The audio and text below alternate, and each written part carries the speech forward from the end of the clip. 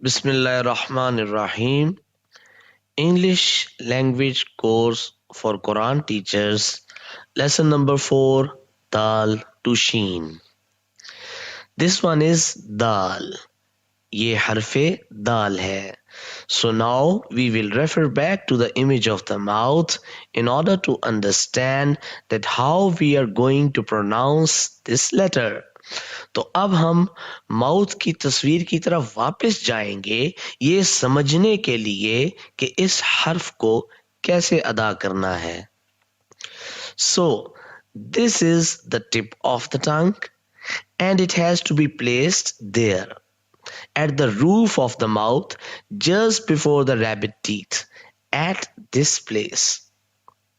तो ये जुबान की नोक है और इसको यहां पे रखना है मुंह की छत पे खरगोश के ऊपर वाले दांतों के पीछे यहां इस जगह पे. Are you getting my point? क्या आपको मेरी बात समझ आ रही है? Good. And the tongue should be pressed softly and we must not press it hard. Some people read it as dal. बहुत खूब. और जुबान को नरमी से रखना है और इसे जोर से नहीं रखना. कुछ लोग इसे बहुत जोर से पढ़ते हैं. But it is wrong.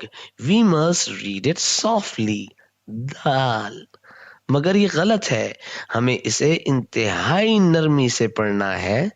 Dal. So in food also in Pakistan and India we eat dal. हम पाकिस्तान और इंडिया में खाने में भी दाल खाते हैं. Do you eat dal? क्या आप दाल खाते हैं? अल्हम्दुलिल्लाह.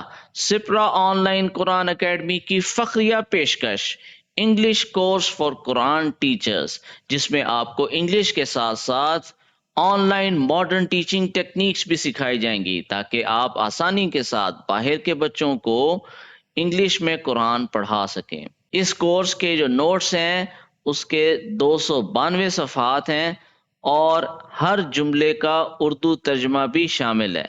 इस कोर्स से अभी तक अल्हम्दुलिल्लाह 150 से ज़्यादा टीचर्स फ़ायदा उठा चुके हैं. अगर आप भी फ़ायदा उठाना चाहते हैं तो मुझे व्हाट्सएप पे रब्ता कीजिए.